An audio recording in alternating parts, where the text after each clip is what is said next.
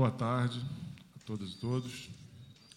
Às 14h15 do dia 2 de setembro de 2019, na condição de presidente da Comissão Parlamentar de Inquérito destinada a investigar a tentativa de reforma da Previdência, onerando servidores públicos estaduais causadas por perdas financeiras causadas por governos anteriores e contando com a presença dos senhores deputados Marta Rocha, Waldec Carneiro e Alexandre Freitas, dou por aberto os trabalhos da 7ª audiência pública, que tem como objetivo a oitiva do senhor Luiz Cláudio Fernandes Lourenço Gomes, ex-secretário de Fazenda do Estado do Rio de Janeiro, ex-diretor do Rio Previdência.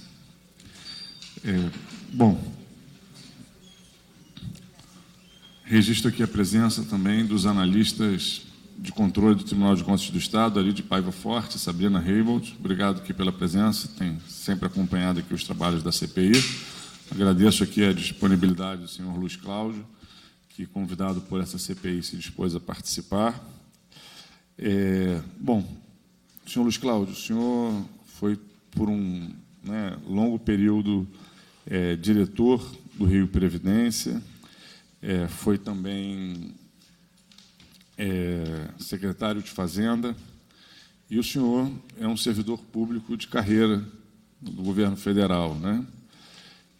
Gostaria que a gente pudesse começar com o senhor falando como é que foi o seu convite para vir trabalhar aqui no Rio de Janeiro e qual foi o papel que o senhor foi escalado para desempenhar.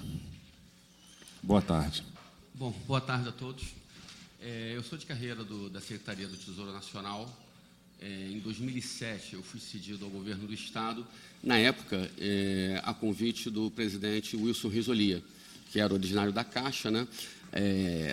Talvez contextualizando um pouco, né? Naquela época, nós tínhamos apenas o IPERJ, né? E muito mal estruturado, e o Rio Previdência com um papel muito pequeno aqui no controle do sistema previdenciário do Estado. Então, a grande ação, né, desse início, né, de organização do sistema previdenciário foi realmente a unificação IPERJ, que passou aqui pela casa, né, naquela época, e a gente saiu daquela coisa, aquele caos que naquela época o IPERJ estava colocado. Então, basicamente, foi um convite do presidente da época, que eu cheguei aqui no Estado. O senhor já veio para a diretoria de administração? Não. Eu comecei como coordenador da área financeira e depois eu fui galgando. Em algum momento, eu virei diretor de administração e finanças e foi o meu último posto lá, no Rio Previdência. Bom, o senhor acompanhou todo o processo de estruturação das operações de antecipação de royalties e participações especiais de petróleo desenvolvidas ao longo dos anos 2013 e 2018, estando mais diretamente à frente da Secretaria de Fazenda no ano de 2018, quando foi realizada a última operação. Qual foi o seu envolvimento com a discussão, com a elaboração da estratégia dessas antecipações e com a sua execução? Bem, começando pela motivação, né? O fato era, o Estado do Rio ele não tinha recurso suficiente para pagamento da sua folha. Então, de um lado, você tinha um ativo, né, que estava performando, que era o pagamento de royalties e participação especial, só que era um ativo que ele não fazia frente ao déficit financeiro anual do Rio Previdência. A partir de 2012 para 2013, se eu não me engano, o sistema previdenciário do Estado do Rio ele passou a ser extremamente deficitário, né? Hoje é da ordem de 12, 13 bilhões de reais e ele começou a ser deficitário em termos financeiros por volta de 2013.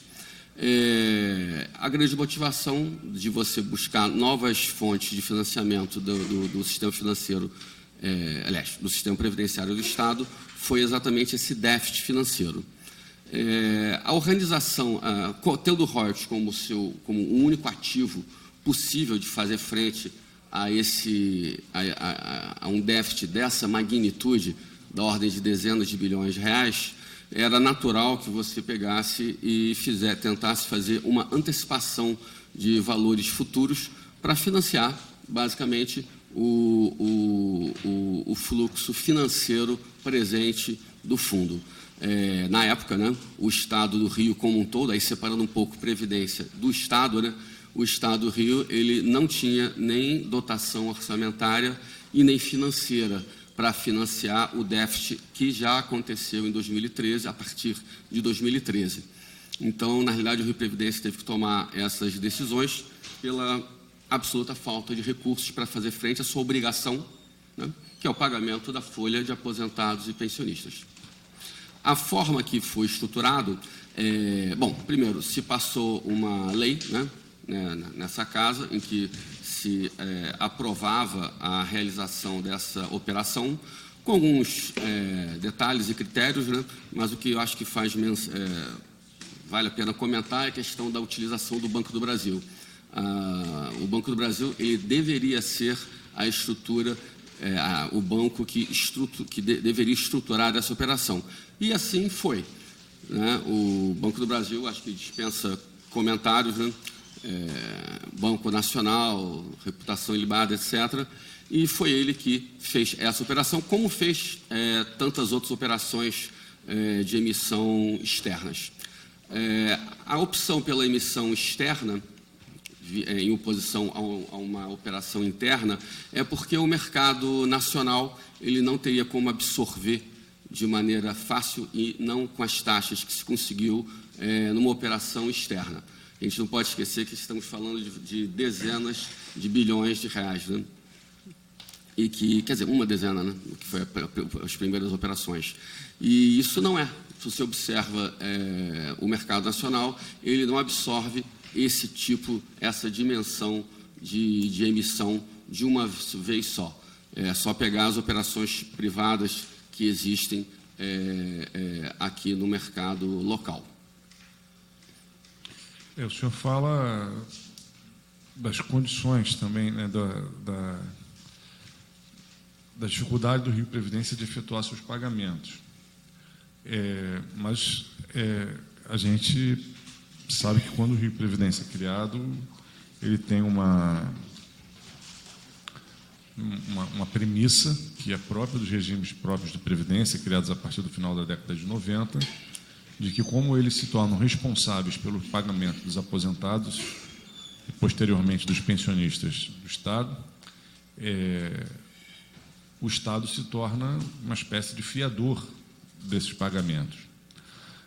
Quando a gente fala da situação financeira do Estado em 2013 para 2018, a gente está falando de cenários bem diferentes. E a gente vê que, desde 2007, que o Tesouro do Estado vinha deixando de repassar diversos recursos para o Rio Previdência. Os cálculos feitos pelo Tribunal de Contas do Estado, referendados pelo Ministério Público, e que nessa própria CPI a gente já tem se debruçado e os utilizado, mostram que durante esse período, 2007 a 2017, foram cerca de 17 bilhões que deixaram de ser repassados, entre recursos que simplesmente não foram repassados de forma contrariar dispositivos legais e outros dispositivos legais que foram sendo modificados para diminuir o repasse de recursos. O senhor, nesse período, esteve tanto no Rio Previdência quanto na Secretaria. E como era a decisão para que o Estado abrisse mão de fazer o repasse que, por lei, teria responsabilidade de fazer para o Rio Previdência? Sobre a perspectiva do Estado financiar o Rio Previdência, eu posso comentar somente a partir do momento que eu estava na Secretaria de Fazenda, que foi ali final de 2016. Antes, estávamos no Rio Previdência, né, e, na realidade, nós, com certeza, o Estado tem a obrigação de financiar, só que o Estado ele não tinha recursos, né, para financiar todo o déficit atuarial, financeiro, né, gerado pelo déficit atuarial. Isso porque nós já estamos entrando na crise financeira que o Brasil enfrentou aí de 2013 a 2015, 2016. Né? A gente não pode esquecer que foi a pior crise da época da República do Brasil. Então, realmente, a arrecadação caiu, preço de petróleo, infelizmente, tivemos uma baixa, né, durante esse período. Então, a situação do Estado ficou realmente grave. E ficou clara a incapacidade do Estado de financiar, não havia recursos. Então, a escolha era, ou você deixa de pagar folha, ou você procura outras fontes de recurso. Só fazendo um comentário, presidente, sobre a dimensão aí dos 17 bilhões, né? Não entrando no mérito, a forma como esse cálculo ou como de onde veio esses recursos não repassados, o fato é, o Estado, só ano passado, passou por Rio Previdência 12 bilhões. No ano anterior, 12 bilhões, 11 bilhões. Esse ano serão mais 11, 12 bilhões. Então, o Estado está financiando o sistema previdenciário necessariamente. E de onde vem essa necessidade de financiamento? É pelo déficit atuarial. Né? O Rio Previdência, ele, até da época e da forma, né, com que ele foi criado, o sistema previdenciário dos funcionários públicos do Estado do Rio de Janeiro, ele necessariamente é um sistema que acumularia déficit. Acho que em 2015 para 2016, nós invertemos. Nós invertemos a curva, onde nós temos mais aposentados e pensionistas do que funcionários ativos. Há muito que esse sistema de repartição simples ele deixou de ser viável financeiramente. Atualmente, o que se fala aí é de um financiamento de 7:1, 6:1, que você conseguiria financiar 7 ativos para um aposentado. O Estado do Rio há muito passou dessa relação e, há poucos anos, chegamos à relação de 1:1. Ou seja, um sistema em que, realmente, a contribuição do individual e a patronal, ela não é suficiente para fazer frente às obrigações de folha dos aposentados e pensionistas. Sim. Então, vocês, por conta disso, avaliaram que o Rio Previdência não deveria cobrar do Estado o que estava previsto em lei que fosse repassado? Não é não cobrar do Estado. Na realidade, o Estado, quando ele faz a sua lei orçamentária, né, ele prevê, né, a utilização dos recursos de fonte de tesouro. Não havia, nesses anos, né, a previsão de financiamento do déficit previdenciário. Sim, geralmente, quando o Estado faz o orçamento, eu imagino, né, o senhor participou do Estado, né, durante muito mais tempo, talvez possa até me corrigir, eu imagino que os diferentes órgãos apresentem para a Secretaria de Fazenda as suas necessidades de financiamento. No caso do Rio Previdência, que tinha inclusive uma previsão legal de receber uma série de recursos, eu imagino que apresentasse a sua proposta orçamentária prevendo a percepção desses recursos. A gente solicitou esses documentos, mas ainda não teve nenhuma comprovação de que a direção do Rio Previdência não tomou a decisão consciente de aceitar que o Estado descumprisse normas em vigor e deixasse de fazer os repasses. O que, evidentemente, ajudaram a construir uma situação que faz com que hoje a necessidade de repasse do Tesouro seja muito maior. Porque só de serviço das antecipações que foram realizadas são alguns bilhões de reais por ano. Então, evidentemente, à medida que o Rio Previdência ampliou o seu desequilíbrio, no governo seguinte, que é o que a gente está vivenciando agora, e no próximo governo, que ainda vai vivenciar, a consequência da ação de vocês foi aumentar a necessidade de repasse do Tesouro para o Rio Previdência, uma vez que, durante os anos que os senhores estiveram à frente do Rio Previdência e da Secretaria de Fazenda, o repasse não seguiu o que estava previsto na lei, no sentido mais amplo da lei, incluindo decretos e normas estabelecidas pelo próprio governador Sérgio Cabral. Deputado, discordo. Né? A única despesa do Rio Previdência é folha. Não existe outra despesa, ainda mais naquela época. As previsões de despesa de folha, elas são, assim, elas têm erro mínimos, né? E, na realidade, sim, o Estado ele sempre tomou conhecimento da despesa de folha, principalmente de aposentados e pensionistas. É que realmente não havia recurso para tudo, né?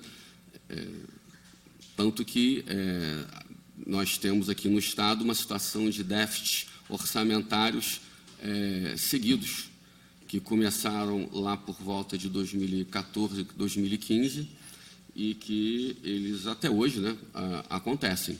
Então, o orçamento até inaugurou, né, uma fase aqui no Brasil, né, em que nós tivemos um conjunto de estados que começou a apresentar déficits orçamentários com déficit, ou seja, se tinham despesas fixas, tipicamente de folha, dívida, etc., que não tinham como ser financiados por tributos e outras receitas do Estado. Tá? Então, assim, é claro que o Estado sabia, né, das necessidades de folha do Rio Previdência. Deputado Alexandre.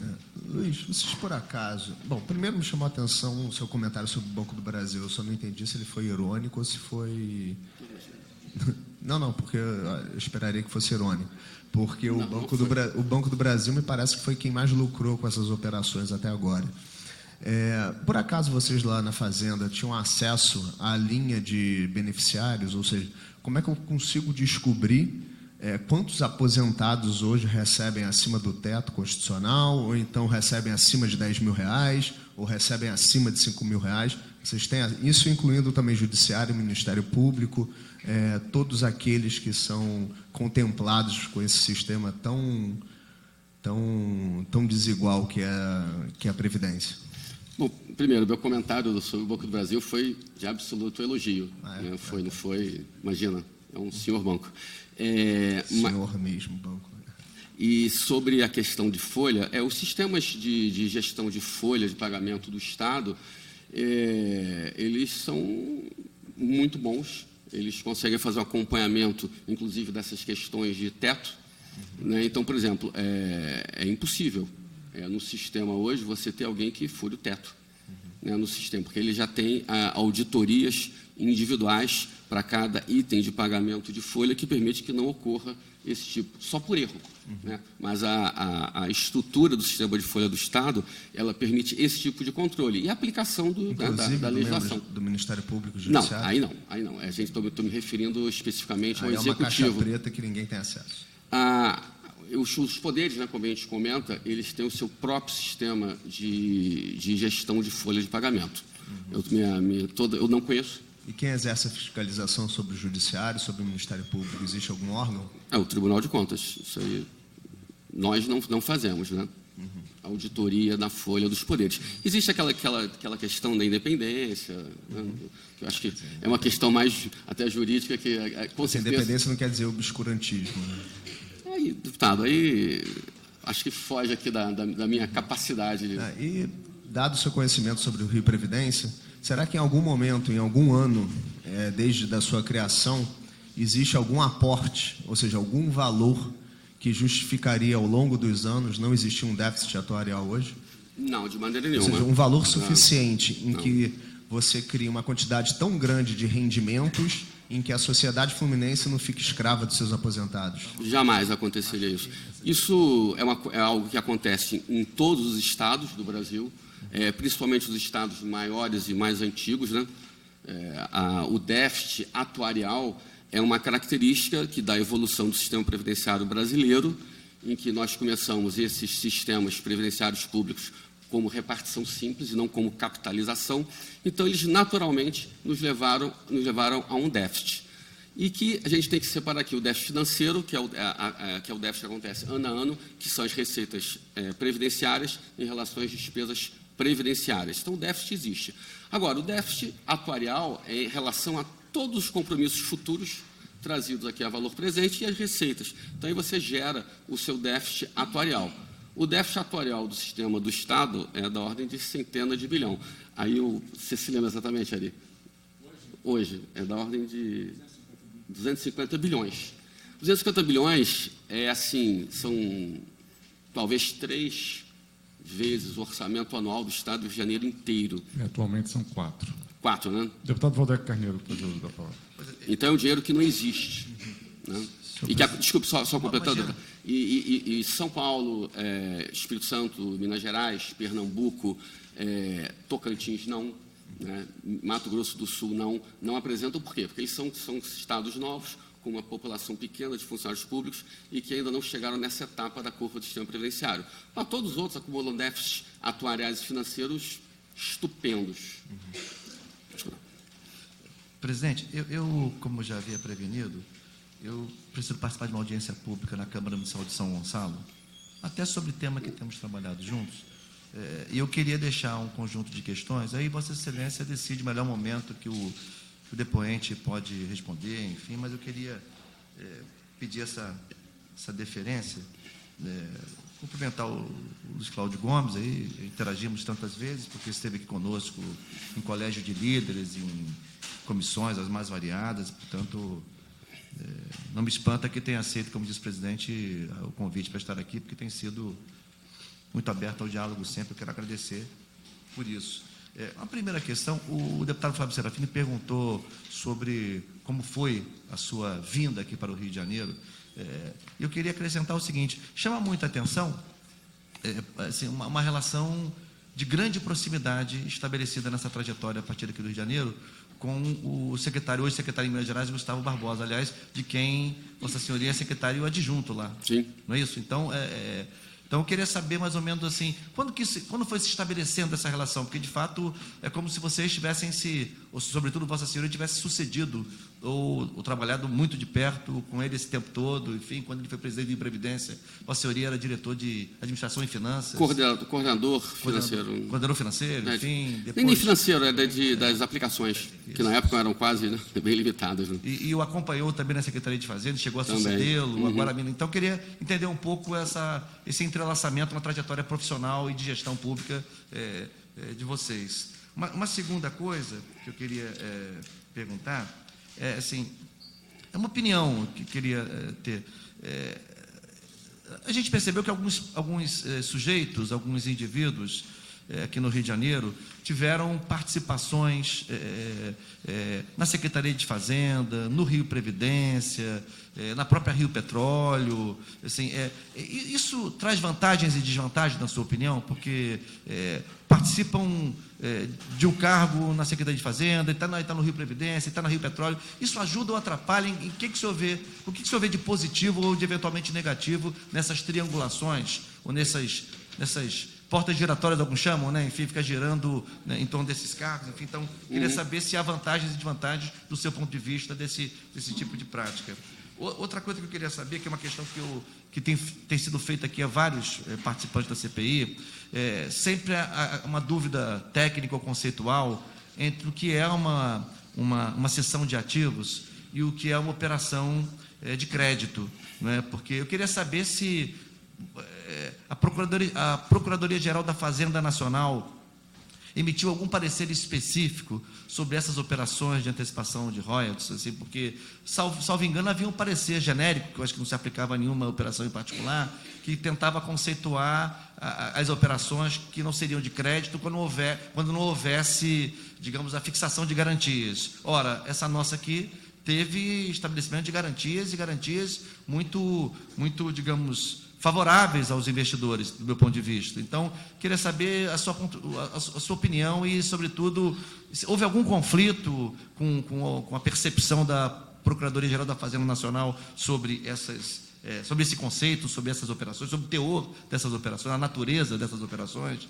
Uma outra questão ainda, o Rio de Janeiro voltou a fazer, e, salvo engano, já com a sua presença como secretário de Fazenda, operações de créditos em 2018, a chamada Operação Luxemburgo, é isso, Flávio? Algo assim, não sei se um desdobramento da Delaware, algo assim.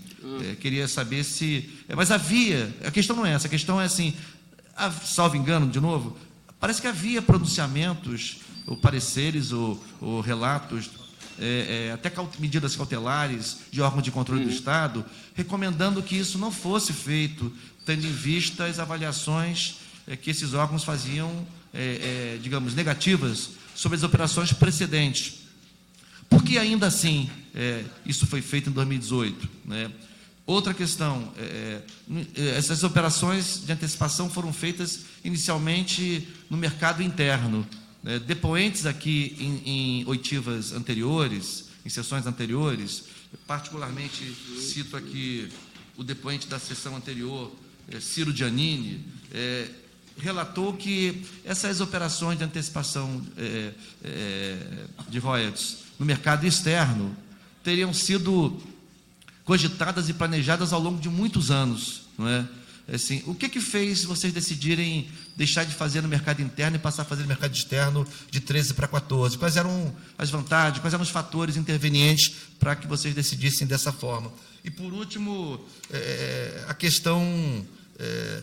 estão dizendo por aí que é a minha questão preferida, mas eu tenho feito a todo mundo.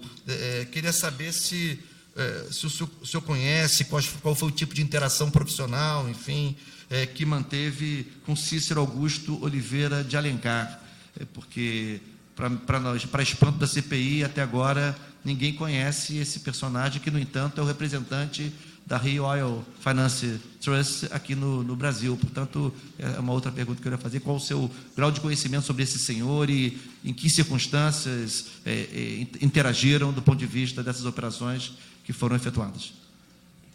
Quer que responda todos agora? Não, depende do presidente. Posso? Não, acho que a deputada Marta Rocha quer perguntar. Tá. Como o leque de perguntas do deputado Valdec foi bastante amplo, acho que é melhor a gente complementar e depois ir resgatando. Boa tarde a todas e todos. Cumprimentar aqui o nosso presidente, nosso deputado Valdec, deputado Alexandre Freitas, deputada Anderson Moraes, deputado Eliomar Coelho. Cumprimentar o doutor Luiz Augusto e ratificar aqui as palavras do deputado Valdec, que era a interlocução que tínhamos nas reuniões do Colégio de Líderes, quando os projetos aqui do âmbito do orçamento, da Secretaria de Fazenda, chegavam a essa casa. Eu quero caminhar na linha do que disse aqui o deputado Valdec. Fiquei muito feliz de ter aqui o deputado Eliomar ao nosso lado, veja, por vários motivos, mas porque ele também faz esse argumento. Nós tivemos a oportunidade de assistir uma manifestação do então presidente do Rio Previdência, Gustavo Barbosa, falando exatamente da saúde financeira do Rio Previdência. E, para surpresa nossa, né, quando nós estamos lá atrás com o atraso dos pagamentos, sobretudo penitenciando aqueles que são os mais desvalidos, que são os aposentados e as pensionistas, né? E eu quero dizer aqui que valorizo a importância dos servidores públicos. Eu tive uma grande angústia, não só pela situação, mas por não entender o que havia acontecido, já que esse Instituto Rio Previdência, tinha uma saúde financeira dita pelo seu presidente, e depois nós nos deparamos aí pontualmente que todos os problemas do Estado, segundo a fala do seu governador à época, era gerido pelo déficit no Rio Previdência e pelo déficit do barril de petróleo, que havia diminuído o seu valor. Então, eu queria entender que caminho foi esse. Faço essa pergunta porque também iria lhe questionar, porque percebi que há uma similaridade da sua trajetória funcional com a do então presidente e depois secretário Gustavo Barbosa. Então, eu queria entender aonde foi que deu errado, já que havia uma manifestação por parte do presidente à época que as finanças do Rio Previdência estavam totalmente equilibradas. E, observando aqui o material que foi desenvolvido pela assessoria da CPI, eu não vou nem discutir aqui, doutor Luiz Augusto, assim, o prejuízo que o Estado do Rio de Janeiro tomou com essa operação financeira, que está muito bem, que ela até... Luiz Cláudio, obrigada. Doutor Luiz Cláudio, quero até elogiar aqui a assessoria da CPI pelo trabalho que apresentou. Mas eu queria entender exatamente esse momento em que houve uma suspensão judicial, uma medida cautelar que ocasionou a suspensão judicial contra a operação, e essa suspensão foi derrubada, e eu queria entender isso. Qual a motivação que fez acolher o pedido de suspensão? Se houve uma decisão liminar e depois essa liminar foi cassada, e se em algum momento, né, se discutiu exatamente o motivo dessa medida cautelar. Ou seja, houve uma decisão, suspendeu a operação foi retomada, provavelmente a cassação da liminar, mas e o mérito dessa operação? Foi em algum momento discutido, seja pelo Rio Previdência, pelo governo do Estado, ou por aqueles que tinham o dever legal de apreciar essa iniciativa? Secretário, registro a presença também do deputado Leomar Coelho. Secretário. Então, vamos lá. Sobre a minha trajetória e a do Gustavo Barbosa, né? Quando eu cheguei em 2007, na realidade eu cheguei antes do próprio Gustavo, no Rio Previdência, né, que eu cheguei a convite do Wilson Risolia, que sim conhecia o Gustavo da Caixa. Os dois vieram da Caixa Econômica Federal, né? E o Gustavo chegou como diretor de administração e finanças. O Risolia, em algum momento, ele saiu, né, da presidência do Rio Previdência, foi fazer outras coisas, e aí o Gustavo sucedeu. E eu se tornou secretário de Educação. Verdade. Sim, outros. Ele quis sair quer dizer, recebeu o convite, né, e optou por esse desafio, que não é pequeno, né, ser secretário de Educação em qualquer estado. E aí o Gustavo recebeu o convite para se tornar presidente do Rio Previdência. Ele já havia trabalhado em Previdência lá na Caixa, sempre trabalhou em Previdência, em sistemas públicos, né, nos estados e municípios. E aí eu passei a conhecê-lo e passamos a trabalhar juntos. É basicamente isso. Isso é muito comum, né? Sobre a questão da triangulação de nomeações, né? Essa discussão existe em qualquer estado que tenha ativos. Por exemplo, lá mesmo em Minas Gerais, nós temos lá empresas que têm participação acionária do estado. No Rio Grande do Sul também tem empresas, são estados que têm, tipicamente, o Rio tem pouco, né?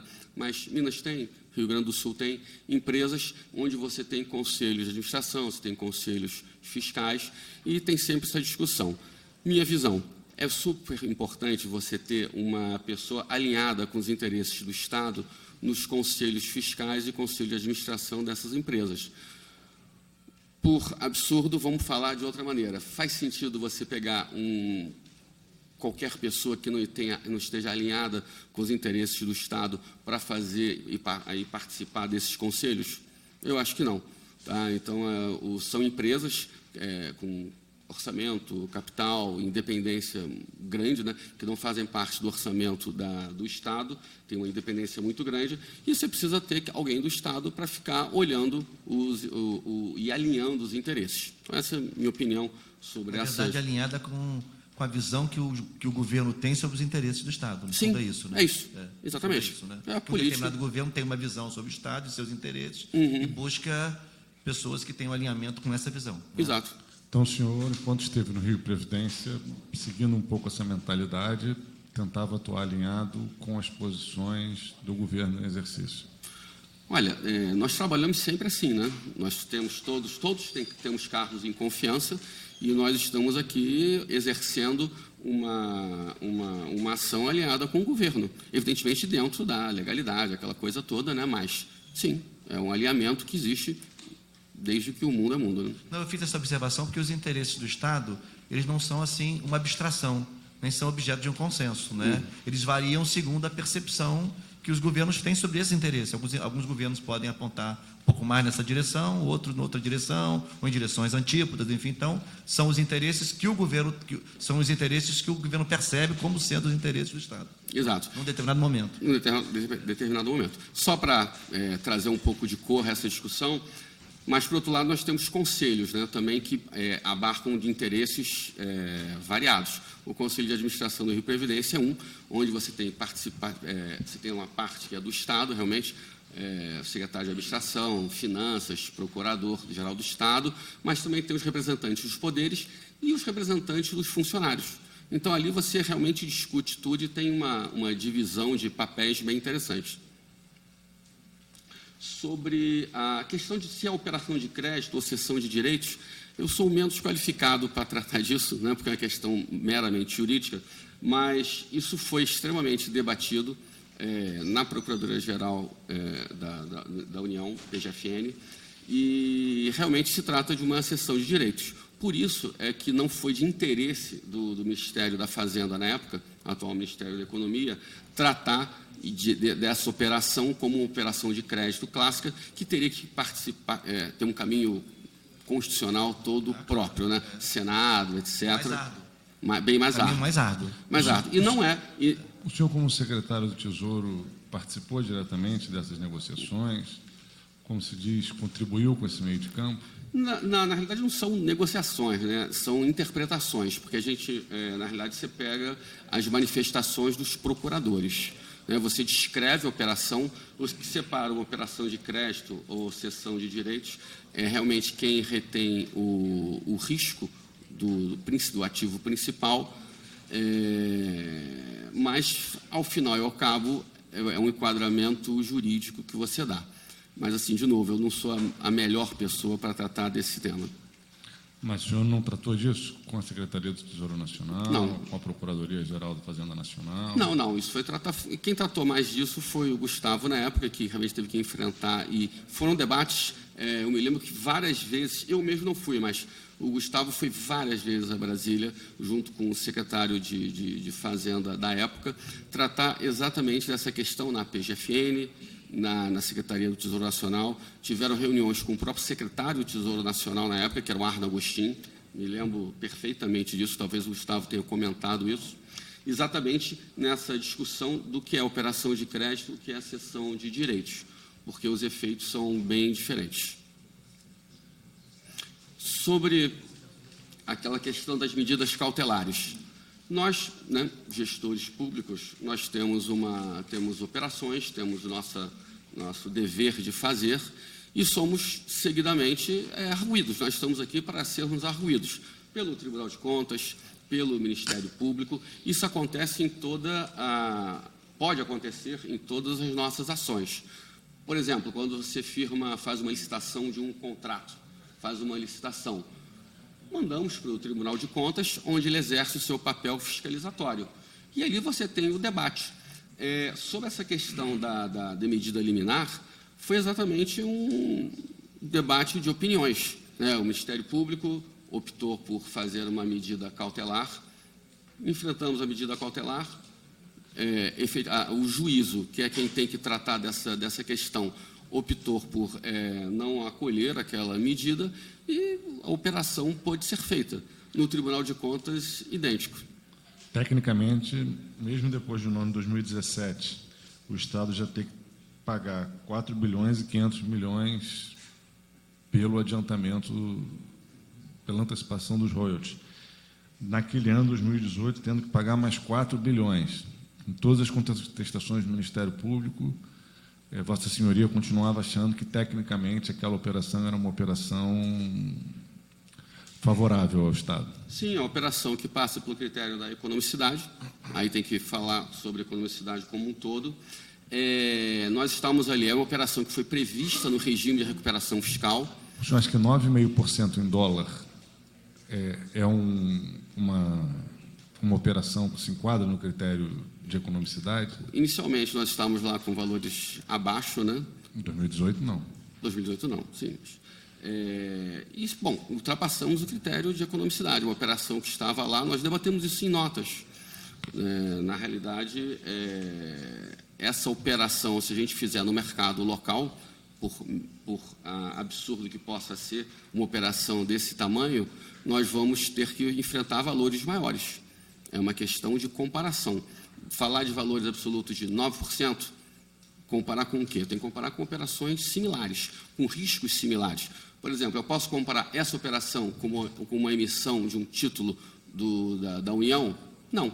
Um título da União tem garantias do Estado brasileiro e, portanto, ele tem percepção de risco diferente por quem investe. Então, comparando essa operação com operações similares, sim, ela passa pelo critério da economicidade, mas tem que comparar com operações similares. E qual é a operação similar que vocês compararam? Aí tem que pegar nota, deputado. Acho que isso aí Mas o senhor estava à frente, o senhor não se recorda? Eu estava... Em 2018, por acaso, eu estava na Secretaria de Fazenda. Por acaso, não, né? Não, eu não estava no Rio Previdência. Exatamente. Mas sim, tinham notas. Bom, a gente posso muito bem pegar as notas, mas não vou conseguir lhe responder agora. Porque uma coisa que nos chama a atenção é justamente o ineditismo dessa operação, acompanhado por uma opção de vossas senhorias que estavam à frente dela, de interpretar, né, obviamente amparados pelo Procurador-Geral do Estado, de interpretar a extensividade do parecer que deu autorização para as operações de 2014. Mas as operações de 2014 tinham um desenho muito diferente das... de 2013 tinham um desenho muito diferente da 2014. Uma questão que é central nesse debate, que o senhor mesmo acabou de destacar, que é a questão de quem fica com os riscos na operação de 2013, isso era evidentemente do Banco do Brasil e da Caixa Econômica. Nas 2014, você já tem incorporado ali a questão dos índices de cobertura e o desenho de uma série de garantias que não só mudam completamente o desenho da operação, como também trazem outros elementos para o cálculo da taxa efetiva.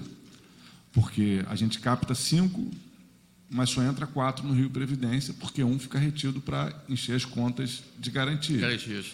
Aí a gente está calculando uma taxa efetiva em cima de 4 ou em cima de 5? Em cima do que efetivamente capitalizou o Rio Previdência ou em cima daquele montante que a gente vai ter que pagar?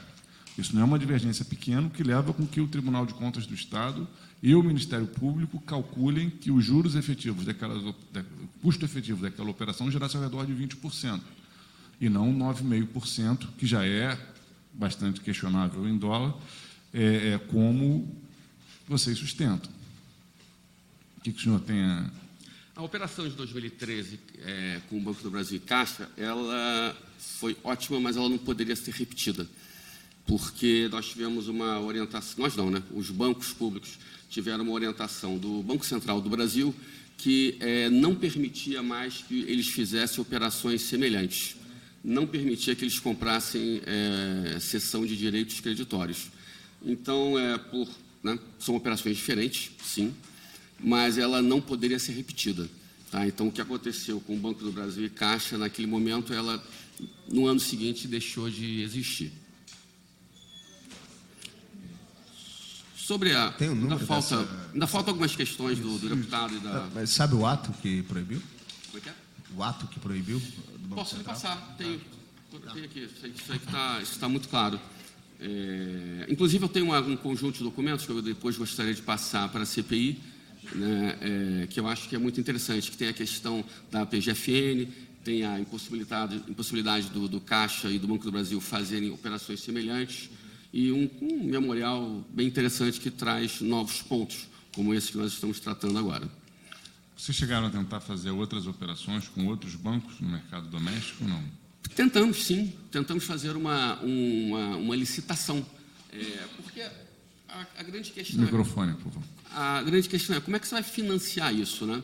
Antes de aparecer essa opção de cessão de direitos em uma operação estruturada internacional, optamos por ter um processo administrativo construído, etc., de fazer uma licitação para venda no mercado local disso, né, desse fluxo de rotas de participação especial.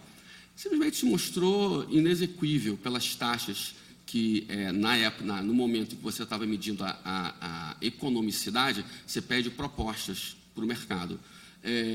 Tínhamos muita dificuldade de conseguir propostas, mas as que nós conseguimos, foram 3 para 4, mostraram a inexequibilidade, eram valores de 21%. 20%. O edital de licitação nem chegou a ser lançado?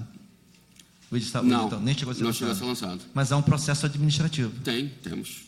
A senhoria depois pode nos fornecer o número do processo, enfim? Tem. Que é importante saber o processo dessa tentativa. De licitação anterior. Que, na realidade, houve todo um crescendo de busca de soluções. Imagino. Essa foi uma etapa que não deu certo. Perfeito. Tá? Ou seja, a licitação não foi realizada. Não foi realizada, tá. Fizemos edital, etc., e não aconteceu. Mas fizeram edital e publicaram o edital? Não. Não, porque não se mostrou exequível pelo valor das propostas que nós recebemos. Voltando aqui à questão da operação interna e externa, não sei se a opção de fazer externa ou interna também foi unicamente baseado na questão da economicidade. Tá? Comparando com operações nacionais, a operação externa se mostrou mais exequível, mais econômica do que uma operação interna, que também não se na época, foi unânime, em que não conseguiríamos fazer uma operação dessa dimensão aqui no Brasil. Tá? Sobre a questão do Cícero Augusto, eu também não conheço. Tá? O Cícero é uma estrutura que foi criada pelo próprio Banco do Brasil como advisor, né, contratado pelo Estado, e para fazer essa FPE. Tá? Isso é uma figura comum aí em escritórios de advocacia. Você pega várias pessoas que elas são as responsáveis jurídicas de determinadas empresas de propósito específico. Senhor Luiz Cláudio, mas, me desculpe, mas assim, eu tenho aqui um documento, porque essa é uma questão que tem me tirado o sono, sabe? Porque eu tenho aqui um documento, que na verdade é a ata de uma Assembleia Geral Extraordinária, realizada em 10 de março de 2017. Vou lhe passar o documento. Assembleia Geral da Rio Petróleo, e que adotou uma deliberação, que no caso foi a contratação de uma empresa de auditoria para prestação de serviços, mas é uma reunião de rotina. E dessa reunião consta, inclusive com assinatura, a participação do senhor como presidente, né? E do Cícero Augusto Oliveira de Alencar na mesma reunião, assinando. Então não o senhor esteve com ele na mesma reunião, na mesma assembleia. Nós fazíamos a reunião telefônica dessas. São telefônica? Telefônica, sim, de maneira digital. Não faz sentido, são reuniões muito rápidas, pro forma, e que não faz sentido. Aí depois escolhe a assinatura, é isso? Depois escolhe a assinatura, exatamente. Não faz sentido fazer... ele mora em São Paulo, se não me engano. Se não me engano, mora em São Paulo. Por enquanto não sabemos se é alto, magro, ele gordo, está chamado para cá, né? Ele foi convidado, não veio, foi convocado, encaminhou para cá uma justificativa ele não veio? De saúde para que não viesse. Agora, se ele não participar da convocação, a CPI vai decidir se vai solicitar uma condução coercitiva. Claro. Mas o senhor, então, não o conhece? Não. Nunca estiveram juntos numa reunião? Não. O que foi discutido nessa reunião? Mas... Foi uma decisões administrativas simples de contratação de empresa de auditoria. Não tem decisões, tem decisões de caráter estratégico, nem nada. São decisões operacionais. Mas nessa reunião que não foi presencial, foi virtual, enfim... vocês, pelo menos, conversavam ao telefone sobre a pauta da reunião? São questões super operacionais, deputado. Sim. Realmente, você tem lá acesso ao que a sua decisão e o seu escopo de decisão. Vamos contratar a empresa tal, é economicamente viável, etc.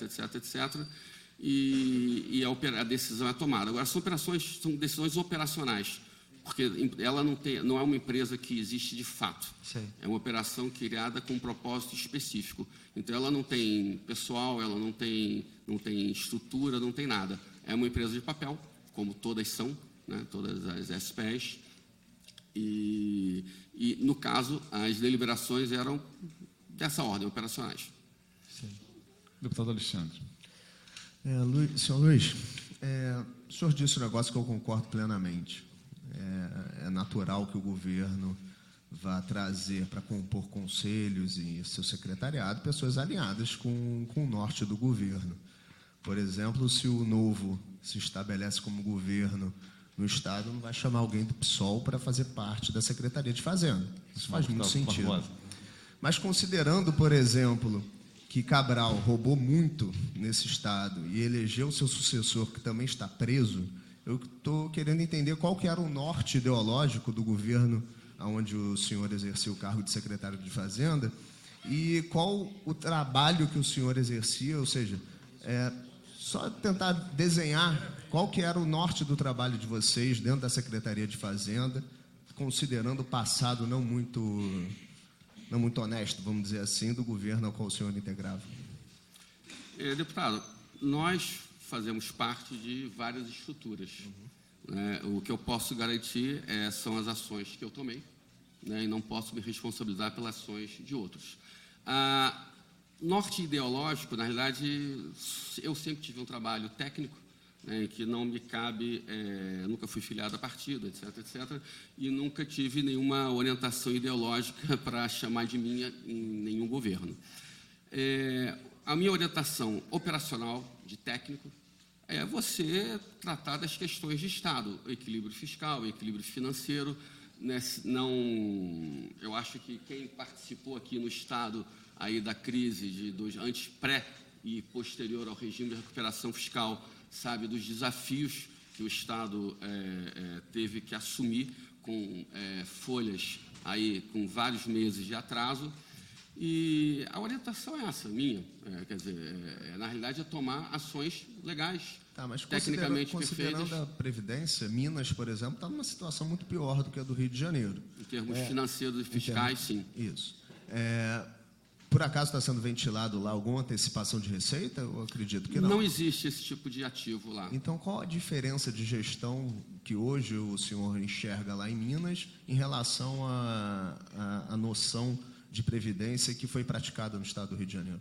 As previdências são idênticas. Inclusive, é curioso... Mas a solução é diferente. Tanto é que solução lá é está sendo diferente. cogitado se endividar para pagar aposentado. Exato. Endividar? Sim, no final das contas é uma dívida que é contraída quando você faz essa Lá? antecipação. Não. Estou dizendo, aqui foi feito Sim, um mas trabalho não, sucessivo de endividamento do Estado para conseguir pagar os aposentados num determinado momento em que você tem um problema de caixa gigantesco. Então, Minas não está fazendo isso. Então, qual que é a diferença de norte Claro. na administração desse déficit de previdência que o senhor encontra lá em Minas hoje e que nunca foi praticado no estado do Rio de Janeiro?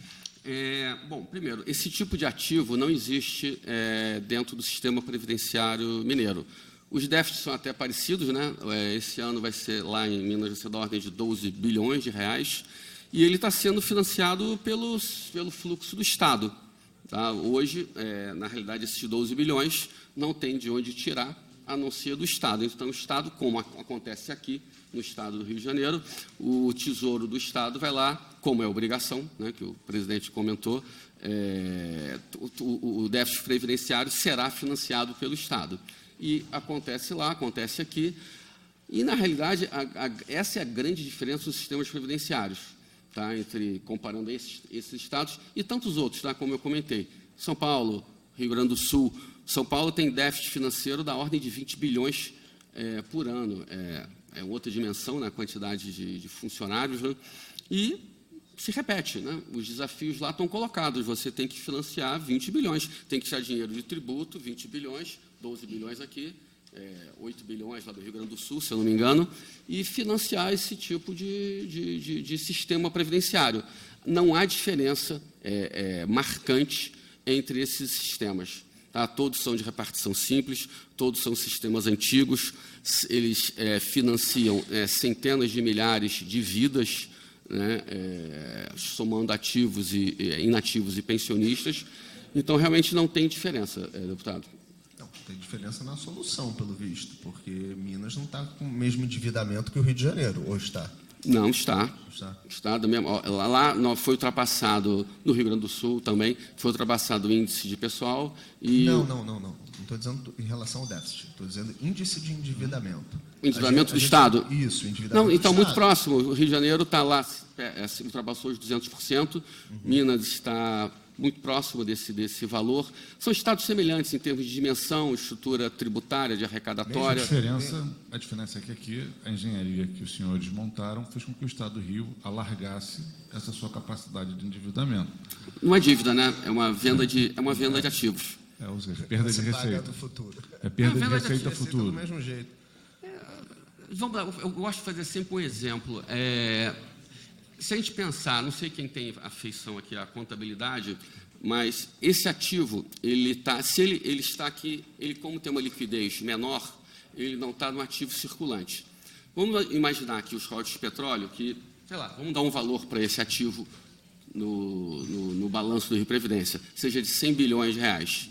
Se esse valor estivesse não num nível de liquidez baixo, mas estivesse no ativo circulante, ele fosse dinheiro em caixa, já tinha sido gasto há muito tempo.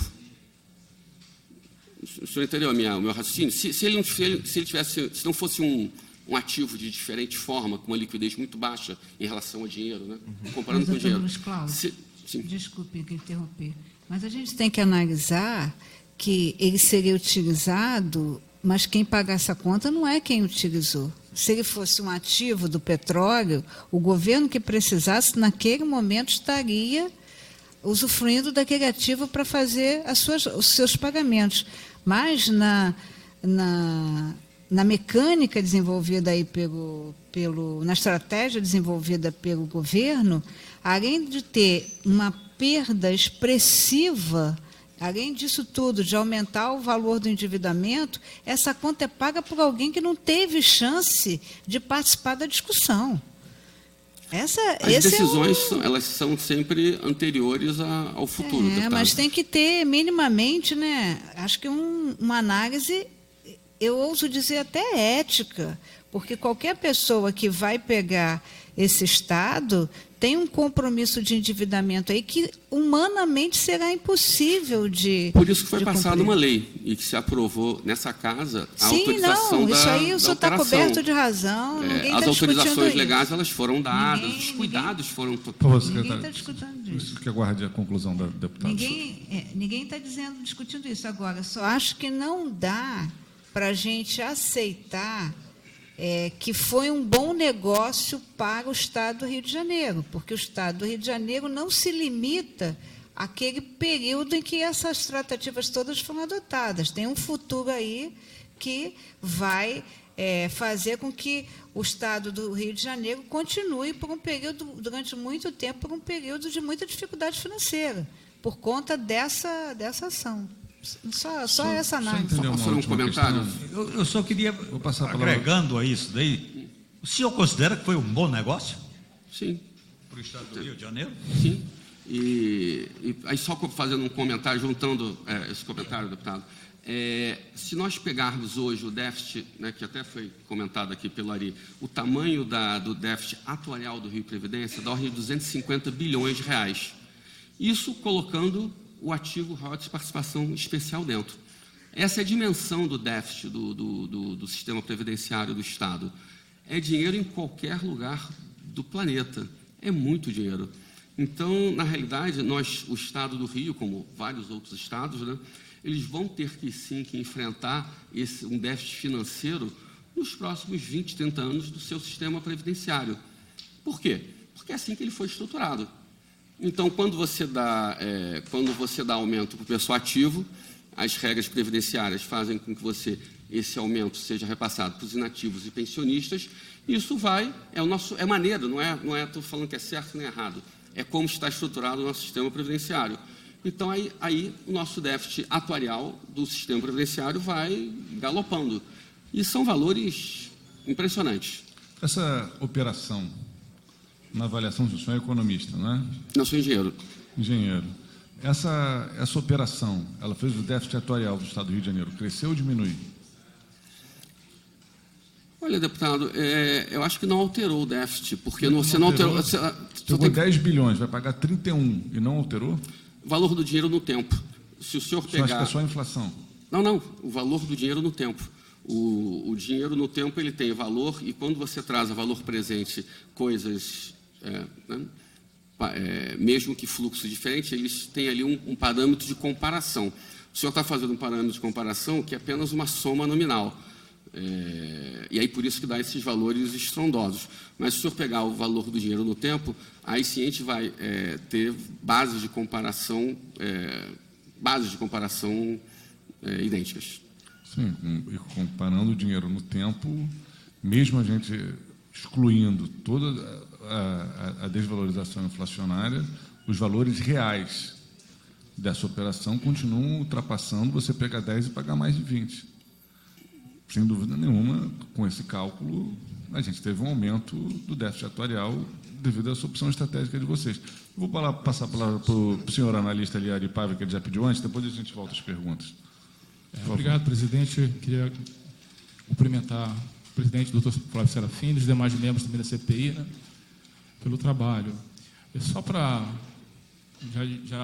já colocar de pronto que o déficit aumentou com a operação do dia de distribuição de rotas de petróleo. Isso aumenta, isso é claro, factível, é muito visível isso, né?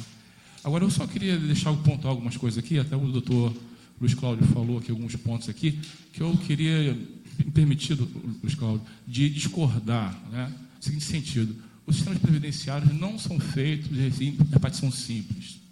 Infelizmente, as gestões que antecederam ao Fundo de Previdência o fizeram assim. trabalharam dessa forma, mas desde o início, desde a criação do Rio Previdência, né, você pode pegar toda a documentação mostrada lá, todos os trabalhos técnicos atuariais, eles mostram claramente que o fundo sempre foi capitalizado. Lógico que a execução dessa que não foi. Na verdade, o fundo deveria ser guardar recursos, mas não foram guardados. Eu quero deixar aqui, até relembrar aqui, que a partir de 2013, quando a segregação de massa é feita, aí sim, parte do sistema passa a ser simples, ou seja, financiamento de caixa. Só a partir desse momento. Anterior a 2013, nunca foi. Isso nunca existiu. Né? Lógico, a operacionalização dos gestores o levaram a isso. Essa é outra questão. Ou seja, não fizeram, você tem o dever de casa, né? De quê? De realmente poupar os recursos e guardá-los para o futuro. Tanto é um ponto assim, a observar que a liminar, ou melhor, cautelar pedida lá no Tribunal de Contas e até no próprio Tribunal de Justiça foi exatamente nesse sentido, de resguardar os recursos futuros, que futuros governantes não vão ter a condição de utilizá-los. Por quê? Porque já foram utilizados no passado. Ora, o governo do Estado, quando fez a segregação de massa, isso aí é claro, ele já sabia de antemão que o fundo ia existir déficit. Isso não apareceu de uma hora para outra. Eles já sabiam. E sabem, eu quero deixar bem claro isso, que o fundo financeiro ele é deficitário até o fim dele. Como ele não tem fim, porque os militares sempre entram nesse fundo, é um fundo deficitário eterno. Pela uma construção feita, e aí eu queria deixar mais claro sobre isso, sobre um trabalho, uma segregação de massa feita, sem um estudo técnico, sem um atuário, sem um profissional habilitado para tal. Se o fundo hoje é deficitário, ele puxa, né? ele consome os recursos que consome hoje, é porque um trabalho lá em 2013 mal elaborado, segundo os nossos estudos já, os nossos trabalhos verificados. Eu queria dizer também mais uma coisa importante, né? E aí o doutor Luiz Cláudio falou aqui, né? Ele é engenheiro, eu contador, a doutora Sabine contadora também. A gente sabe claramente, royalties não é ativo, nunca foi e nunca será. Por quê? Porque extrações de petróleo há 40 anos no futuro. Ora, não existe essa possibilidade de existir um ativo que ainda vai ser buscado há 40 anos no futuro. Isso é algo que não existe. Então, para deixar claro, não há royalties, melhor dizendo, royalties nunca foi ativo, segundo as normas contábeis, não é ativo. O sistema do Rio de Janeiro, ele sempre foi capitalizado. A partir de 2013, deixou de não ser, mas por trabalho feito pela administração à época, sem um estudo atuarial que pudesse garantir o equilíbrio financeiro atual do sistema. E o mais importante ainda, doutor, eu queria deixar isso bem claro aqui, sobre a questão do Conselho de Administração do Rio Previdência. Enquanto esse conselho ele não for paritário, isso continuará. Porque hoje nós temos a composição hoje, ela tem um número menor de representantes dos servidores do que da outra parte. Então, para deixar claro que qualquer proposta, e até futuras de antecipação de royalties, isso vai passar lá. Porque hoje, infelizmente, a composição ela é minoritária. Então, só para pontuar esses pontos aqui, sem querer assim, desdizer o senhor, né? Mas deixar claro que em 2013 já sabiam do que ia acontecer, e se não tinha dotação orçamentária e financeira, aí é um problema sério na elaboração do orçamento do Estado do Rio de Janeiro, mas que realmente todos já sabiam do que ia acontecer. Era claro. Obrigado. Secretário, eu queria retomar um tema, porque o senhor colocou aqui, eu passo para você, que o debate sobre a caracterização da operação Delaware, ele era um debate meramente jurídico, feito entre os procuradores. O senhor chegou a participar ativamente desse debate? Não? Não, de ponta não. Tinha os procuradores, o procurador do Rio Previdência, tinha a PGE, né, que eles em conjunto evidentemente, com a qualificação e caracterização conceitual da operação que se pretendia, estamos enquadrando como ou cessão de direitos ou operação de crédito. Essa é a discussão. Mas o senhor colocou também que o ex-presidente do Rio Previdência, Gustavo Barbosa, foi diversas vezes a Brasília Sim. tratar desse tema com o senhor Arno Agostinho. Se era uma questão jurídica, por que foi necessário, digamos assim, essas investidas mais políticas? Por cuidado. Não é política. Na realidade, não tem nada de político. São questões absolutamente técnicas. Por cuidado, né, devido ao ineditismo da operação, e, efetivamente, é uma pergunta que, né, cabe, tanto que estamos falando dela até hoje, né, se levou ao Tesouro Nacional se essa operação se tratava de uma cessão de direitos ou de uma operação de crédito, que, se fosse uma operação de crédito, o caminho seria bem diferente. A gente, acompanhando aqui na CPI, a gente ouviu vários depoentes que nos colocaram que, durante algum tempo, o Estado do Rio de Janeiro já perseguia esse modelo que acabou adotando, mas encontrou barreiras, né, no próprio Tesouro Nacional. O que mudou que depois fez com que o Tesouro Nacional aceitasse? Não, foi só... Na realidade, inclusive, a informação que a gente tem é que essas iniciativas vêm desde 2011. 2011, um pouco lá de trás, né? Mas o fato é o seguinte, o Tesouro Nacional é um órgão super complexo, super ocupado. Nós éramos apenas um Estado, uma operação que não tinha sido feita, não tinha sido ainda percebida em nenhum momento pelo próprio Tesouro. O Estado do Rio fez uma operação semelhante em 2005, né, de antecipação de royalties, e, na realidade, se buscou uma garantia de que não se tratava de uma operação de crédito, em discussões técnicas com o Tesouro. Nada além disso, deputado. O Estado, então, chegou a encaminhar documentos para o Tesouro Nacional caracterizando essa operação, porque a gente viu que não houve, pelo menos que a CPI tenha tido acesso, nenhum parecer específico do Tesouro Nacional ou mesmo da Procuradoria-Geral da Fazenda Nacional sobre essa operação.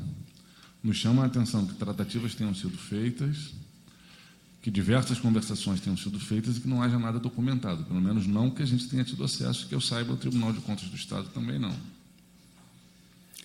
Na realidade, foram reuniões técnicas, exatamente com cuidado para se tratar do tema. O debate se era operação de crédito, cessão de royalties, foi debatido no âmbito adequado, que foi a Procuradoria-Geral do Estado. Não houve produção de notas técnicas do Rio Previdência, do Tesouro Nacional? Do Rio Previdência, sim. Eram reuniões sem registro formal? Bom, deve ter o registro lá no Tesouro Nacional, né? Com certeza. Aqui no Rio Previdência não se fez nenhum tipo de... Tem as viagens, né? Com certeza, mas o que acontece em N outros relacionamentos com o Tesouro. Por exemplo, no âmbito do regime de recuperação fiscal que foi implantado aqui no Estado do Rio de Janeiro, foram feitas, sei lá, a cada 10 dias tinham 2 reuniões em Brasília, que eram reuniões técnicas para debater alguns aspectos específicos de operações, questões contábeis inerentes ao regime de recuperação, e que não se tem esse registro documental. Bom, o senhor falou que uma das razões de ter feito a captação de 2018 foi que ela constava do regime. E era necessário para o equilíbrio fiscal financeiro do Estado. Aqui é todo mundo deputado, né? O senhor sabe, né? O senhor foi secretário, aqui é todo mundo deputado, então, né? Todo mundo aqui já sabe alguma coisa. Como é que apareceu isso no regime de recuperação fiscal? Né? Obviamente, foi uma proposta do governo do Estado. Não, não há dúvida. Né? Então, estava lá porque a gente propôs. Não, sem dúvida. A gente não, né? Vocês propuseram, no caso, né? O governo. Né? Não, foi inclusive aprovado pelo Ministério da Fazenda, etc., na época, né? Essa operação, como tantas outras. Tinha a venda da parte da SEG, tinha licitação de empresa de ônibus, aumento de receita, redução de despesas, são as chamadas medidas. Né? E essa era uma. O procurador que subsidiou essa operação esteve aqui conosco na CPI, o senhor Eric.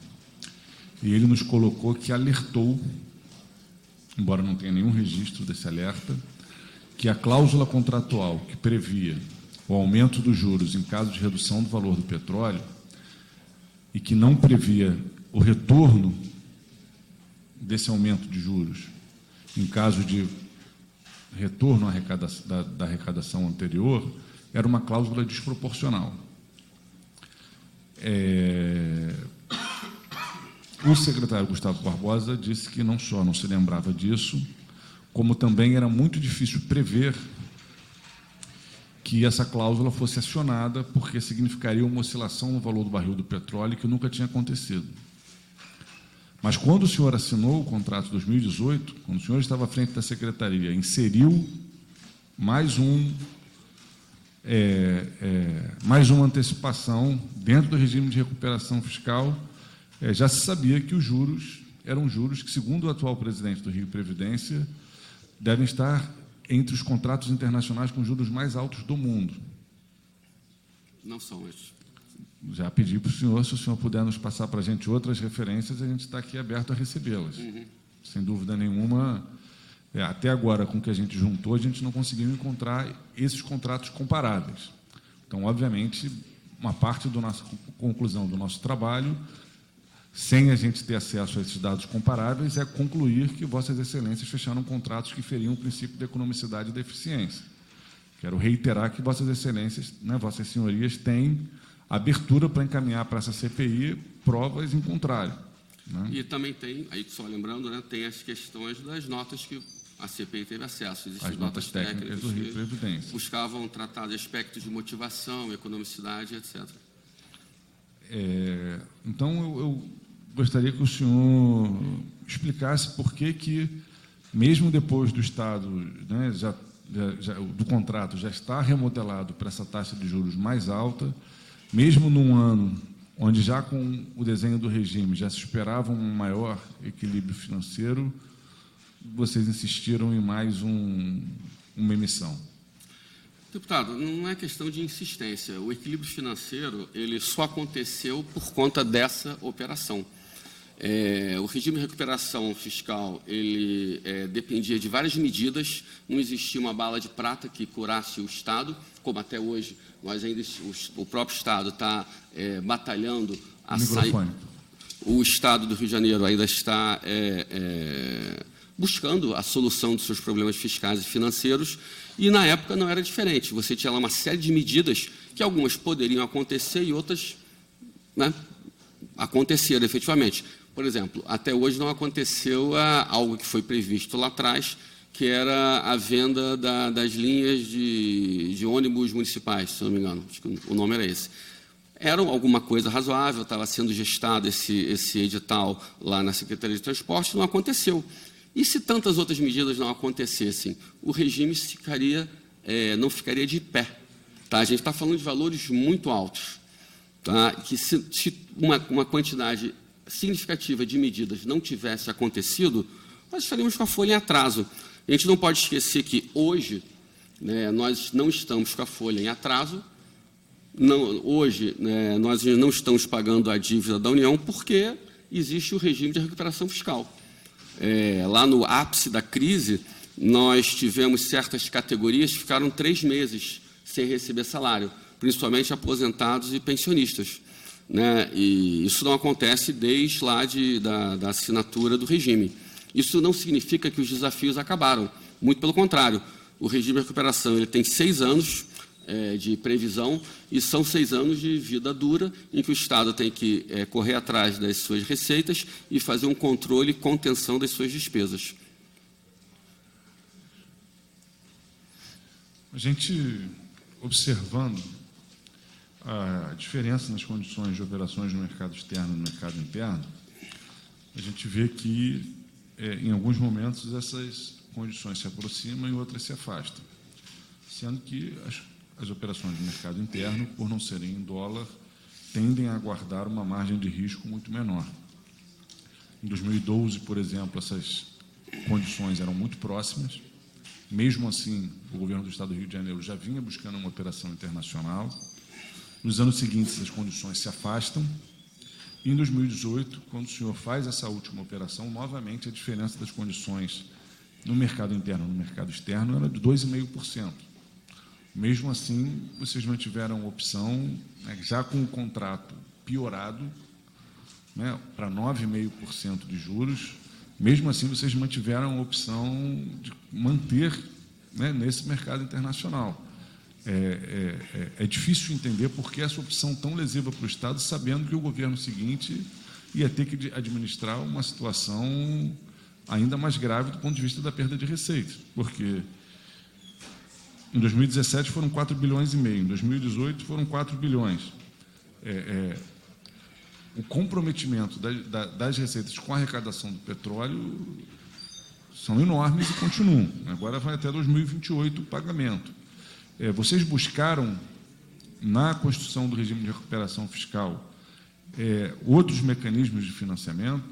Porque, assim, sendo muito claro, a gente vê que o governo Sérgio Cabral, que foi um governo que fez uma farra com o dinheiro público, superfaturou, recebeu propina de tudo, não tem nada que o governo tenha feito que tenha causado um impacto maior nas contas públicas do que essa operação.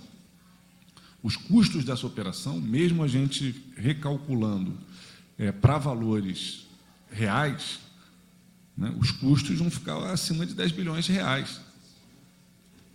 Não tem obra superfaturada que tenha tido um prejuízo maior que esse. E a gente vê que isso foi uma engenharia insistentemente procurada pelos gestores do governo. E a gente fica se perguntando por quê. É claro que, se não tivesse dado tão errado, se o barril do petróleo não tivesse despencado, talvez hoje o olhar para trás fosse diferente. Isso a gente reconhece. Ninguém aqui está partindo do pressuposto nenhum. Nós estamos tentando investigar e entender. Mas a gente vê que desde 2011 se persegue um modelo de operação. As condições internacionais e nacionais mudam completamente nesse período e, mesmo assim, parece que a diretriz do governo era chegar a esse desenho em algum momento. Fez o desenho mostrou seus problemas. E, mesmo assim, o senhor ainda apaga a luz, repetindo a dose, reforça a impressão de que, durante todo o tempo, o que se buscou foi fazer isso. Deputado, não é. Tá? Efetivamente, não existe essa engenharia, é a engenharia do possível. Né? Na realidade, quando você senta na cadeira de gestor público, você tem uma conta para pagar. E você tem as questões... E a conta, que conta é essa? A conta é a folha. Né? Antes da assinatura do regime de recuperação fiscal, acho que muitos vão se lembrar, nós ficamos aí várias semanas sem ter acesso ao Tesouro do Estado, porque a União tinha feito o arresto do dinheiro da arrecadação de ICMS. Né? Eu afirmo para o senhor que não existe essa predisposição de fazer operação A, B ou C. O que existia em dimensão suficiente para fazer frente aos desafios era essa operação, não existia outra. Tá? Não existe outro ativo, não existia outro dinheiro. A opção seria não pagar a folha. Não, essa é a opção verdadeira. Não faz a operação e aí eu não pago folha também. Em julho de 2018, as condições internacionais para a captação de recursos só vinham piorando. A gente já tinha um contrato que já era piores condições possíveis, que nos colocavam as taxas de 9,5%. Por outro lado, as condições no mercado interno tinham passado por uma melhora, estavam mais próximas do mercado internacional. Vocês estavam, junto com o governo federal, discutindo uma agenda para o Estado do Rio de Janeiro sair da crise fiscal que se encontrava. E o máximo que vocês conseguiram pactuar foi repetir um empréstimo que só vinha aprofundando o buraco das contas públicas? Não é aprofundando, deputado, aí é uma qualificação. Na realidade, essa foi a opção que existia, não existia outra operação, não existiam outras medidas. Na realidade, o regime de recuperação é um conjunto de medidas de melhoria de receita, venda de ativos. Constava a venda da SEDAI, que não aconteceu, linha de ônibus municipais, que não aconteceu. Então, o regime de recuperação ele também tem um capítulo sobre riscos, né? Quais são os riscos de algumas medidas não acontecerem? Isso, as coisas têm que fazer sentido, porque se um conjunto grande de medidas elas não funcionam e não dão certo, o regime não fica de pé, e aí, se hoje o regime acabar, a gente vai ter que pagar de uma vez só para a União, sei lá, 20 e tantos bilhões de reais. A gente vai ficar aí um ano sem receber nenhum tipo de tributo, nenhum tipo de ICMS. O Estado não tem condições. Não tem condições. Deputado Alexandre. Luiz, toda ação governamental a gente tem que olhar sob a ótica de quem ganha, quem perde, quem paga a conta. Considerando que as contribuições patronais e as de servidores nunca foram suficientes para cobrir todo o custo da Previdência, o que a gente vê é um histórico de riquezas do Estado do Rio de Janeiro indo para apenas menos de 2% da população fluminense, que são os aposentados e pensionistas. Aqui hoje, nessa casa, a gente vê um debate que eu julgo até irresponsável de alguns deputados defendendo o ingresso de trabalhadores do Banerj querendo entrar no Rio Previdência. O que a gente não vê é deputado e também gente do governo defendendo demissão de servidor público ineficiente, redução de gastos, a própria venda da SEDAI. Então, assim, eu acho que essa operação que os senhores fizeram foi um péssimo negócio para o Rio de Janeiro, isso eu não tenho dúvida, porque quem vai pagar essa conta é a geração futura, é quem vai estar contribuindo daqui a 2, 3, 4, 5 anos. Então, aí a minha pergunta é, como secretário de Fazenda, quais foram as propostas em concreto que a sua secretaria ofertou ao governo para demissão de servidor, para ajuste de contas públicas que não seja endividamento e aumento do custo para o contribuinte fluminense? Bom, deputado, aí tem a questão conceitual, não é endividamento, né, mas ultrapassando isso... Se alguém vai ter que pagar essa conta com juros, é endividamento. Bom, conceitual, mas vamos lá. Na realidade, hoje, em todos os estados grandes, Rio de Janeiro não é diferente. A gente pode discutir se é empréstimo ou não, que, aliás, eu discordo da posição de alguns auditores e de alguns colegas. Mas endividamento já que você pega um dinheiro e lá na frente você vai ter que pagar com juros. É que não é meu lá, o que está lá na frente, mas quer dizer, não é do Estado, né? Mas, voltando à questão aí dos riscos da parte de folha, né? Que é o que a gente está falando, o Rio de Janeiro, não diferente de outros estados, teve um crescimento fenomenal da sua folha de ativos, inativos e pensionistas. Isso aconteceu lá em duas grandes oportunidades, que eu me lembro, em 2014, sempre em épocas de eleição, reeleição. Isso não foi uma coisa que aconteceu só no Rio de Janeiro, vários outros estados, isso é uma questão nacional. Tá? Em época de mudança de governo, disputa eleitoral, você tem ali concessão de aumento para o funcionalismo. Isso sim gerou o nosso déficit atuarial, porque cada real que eu dou de aumento para um ativo, ele, pelas regras previdenciárias, ele é dado também para um inativo e um pensionista. E, na realidade, isso é que faz a pressão do nosso maior e único... maior item de despesa, que é a folha de pagamento. Não é à toa que, hoje, grandes estados estão acima do índice da LRF da sua folha. Sobre a questão do que fazer para fazer essa contenção, na realidade, primeiro, é não dar um aumento. Né? Segundo, você... sendo apenas exemplificativo, né? A União, há muitos anos, eu sou funcionário da União, ela acabou com todos os ganhos por tempo de serviço, triênios, quinquênios, etc., unificou rubricas e coisas que alguns estados modernizaram as suas folhas e outros não. O estado é um que não modernizou a sua folha, né? Poderia tê-lo feito. Não fez por quê? Porque não fez. Foi uma opção da sociedade fluminense em não modernizar a sua folha, que efetivamente ela traria uma contenção do seu crescimento. Isso aí são diretivas que a sociedade toma. Não, eu quero financiar o meu sistema previdenciário dos funcionários públicos, que é o que o senhor falou. São, sei lá, 2%, né, menos de 2%. Menos de 2%, que são financiados com uma quantidade significativa, aliás, muito significativa, da receita. O senhor acha que isso aí foi uma escolha do cidadão fluminense que vem pagando a conta já há alguns anos? Sim. Foi uma opção consciente, ou seja... Não sei se é consciente ou não, mas é uma opção que são coisas que são tratadas Secretário, governos. o senhor foi presidente do Rio Previdência, o senhor sabe muito Não, bem. não fui presidente, fui presidente. O senhor foi diretor do Rio Previdência, foi secretário de Fazendas, foi presidente do CONAD, se não me engano, não? Sim. Do Conselho de Administração do Rio Previdência. O senhor sabe muito bem que a questão previdenciária não é tão simplória, que esses servidores constam da folha do Rio Previdência porque trabalharam durante anos para servir a população certeza. do Estado. Então, pagar suas aposentadorias É uma obrigação. é uma obrigação da sociedade fluminense, não só do Estado, com esses servidores. Se a gente teve escolas funcionando durante as últimas décadas, hospitais públicos servindo a população, policiamento, é porque esses servidores o fizeram.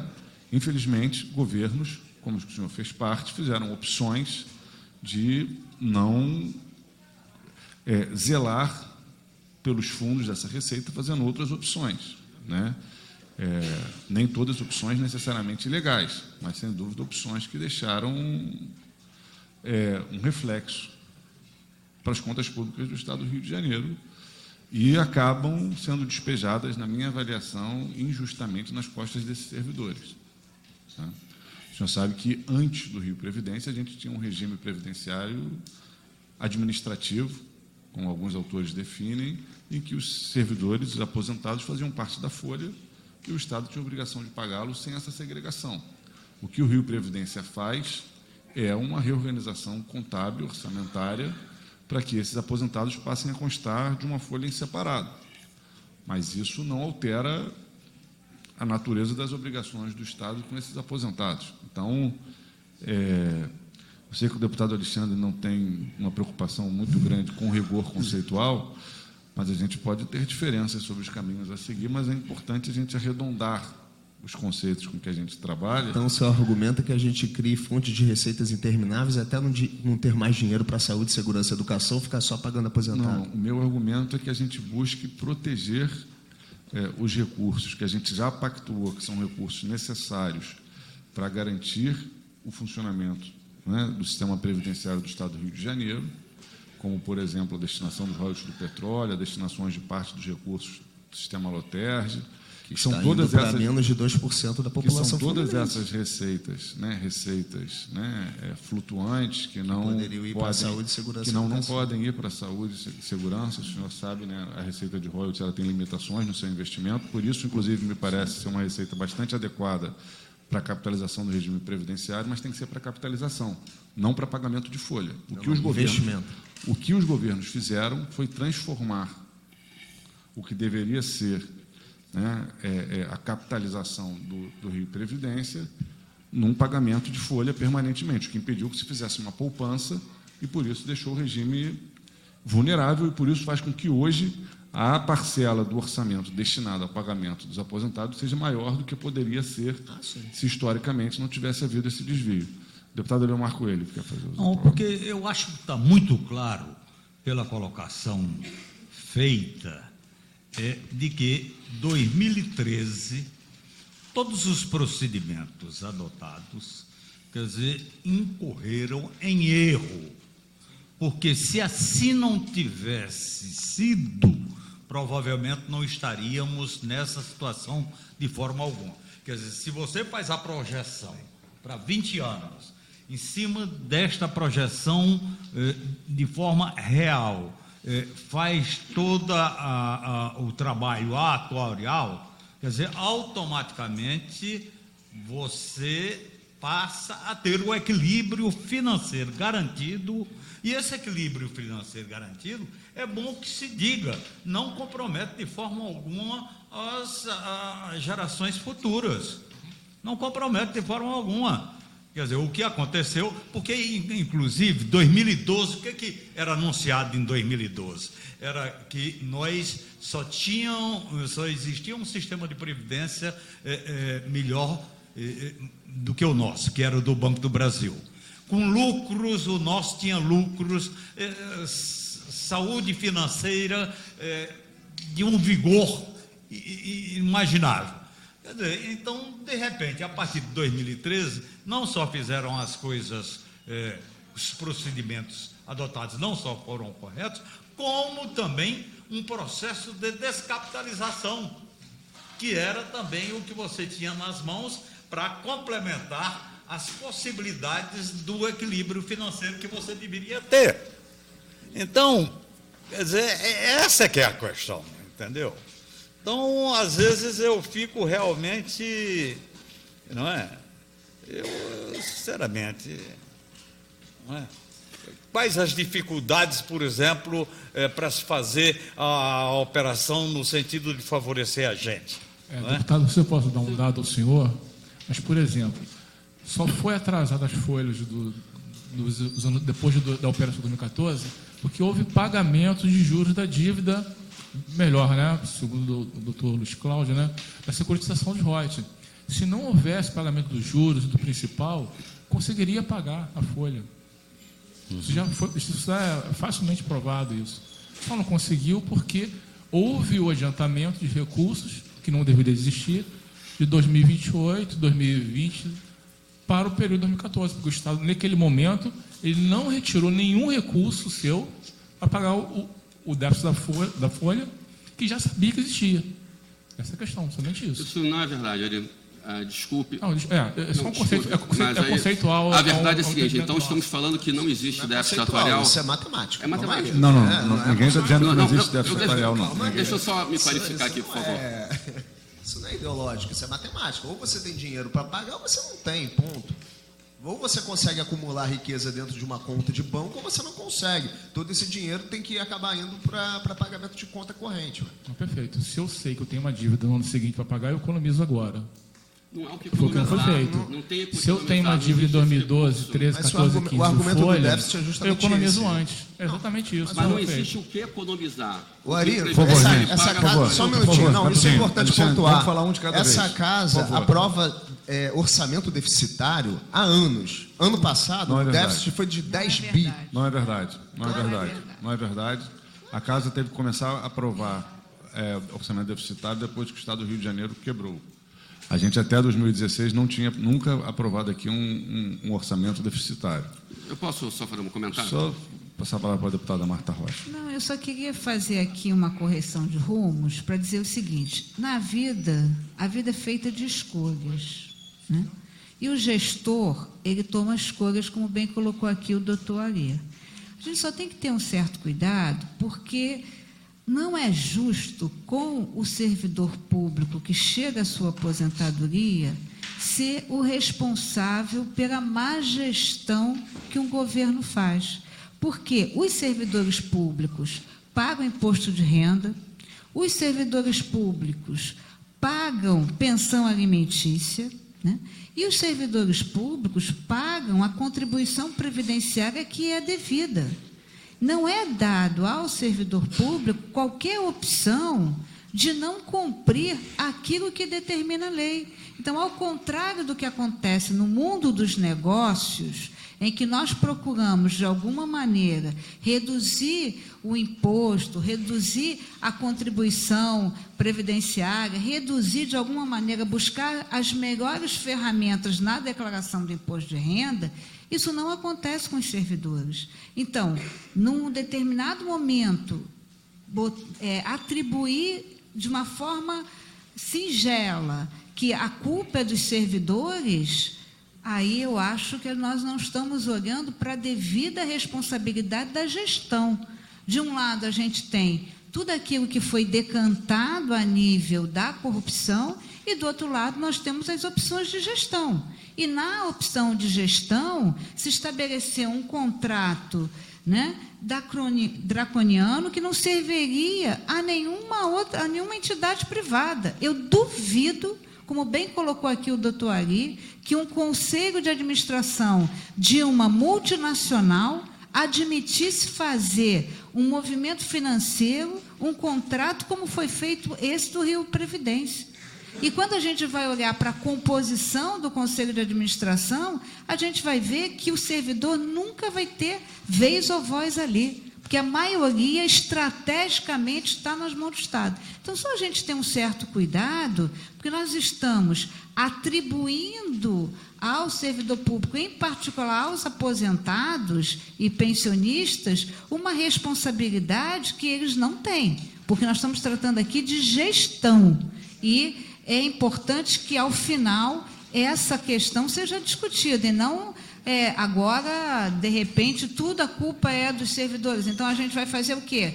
Vai condenar essas pessoas, ao final, que cumpriram todas as suas obrigações, trabalharam, pagaram a contribuição previdenciária, não tiveram oportunidade de se insurgir contra as decisões de gestão e será deles a responsabilidade, só para a gente ter um pouquinho de cuidado nos nossos encaminhamentos. Presidente. Só um momentinho, porque o senhor ali foi interrompido, primeiro por Vossa Senhoria, depois pelo deputado Alexandre, quando estava falando. O senhor quer concluir? Não, obrigado. Eu só queria pontuar aquele momento ali. Eu sei que existe algumas divergências conceituais do doutor Cláudio. Eu respeito a opinião do senhor, né? Não estou aqui querendo desdizer, não, mas é um entendimento que nós, lá do Corpo Jurídico do Tribunal, em alguns pontos sobre previdência, né? E aí eu quero deixar bem claro aqui que nós trabalhamos numa coordenadoria que faz avaliações e auditorias em regimes próprios de previdência, e a gente percebe claramente que as gestões, né? E aí não é gestão simplesmente do último governo, mas desde o início, lá do início do Rio Previdência, né? Foram gestões que não tiveram o zelo, o cuidado com os recursos dos servidores. Volto a dizer, lembrar, até eu fiz assim, um pronunciamento na primeira audiência, né? Que o Estado do Rio de Janeiro só passou a pagar a contribuição patronal em 2004, ou seja, de 1999 a 2004, o Estado, no caso, não só o Estado, faltou os poderes, né, legislativo, executivo, judiciário, Tribunal de Contas, não pagavam contribuição patronal. Então, é deixar claro que o rombo vem de antes, né, deixar bem claro isso, que isso é uma bola de neve que vem se aumentando e hoje, infelizmente, é o que existe aqui. Nós temos que enfrentar esse problema. Obrigado. Senhor Luiz Cláudio. Deputada, concordo com a senhora. Na realidade, o funcionário público não tem nenhuma... O comentário não é esse. Agora, como comentou a Ari, né, o nosso sistema previdenciário tem décadas de formação. O déficit atuarial não foi criado agora, ele sempre existiu, supondo um movimento da massa de ativos, inativos e pensionistas. Ele existe, nunca houve dinheiro suficiente para financiar todo o ativo necessário para capitalizar o fundo, que hoje é da ordem de 250 bilhões. Se eu fosse, vamos acabar com o déficit atuarial do fundo, vamos, 250 bilhões de reais. Senhor Luiz Cláudio, o senhor me permite, o senhor é um técnico da área, com muitos anos de experiência, mas existem algumas categorias que acabam nos induzindo a erros. Quando o senhor fala, sempre existiu, sempre é desde quando?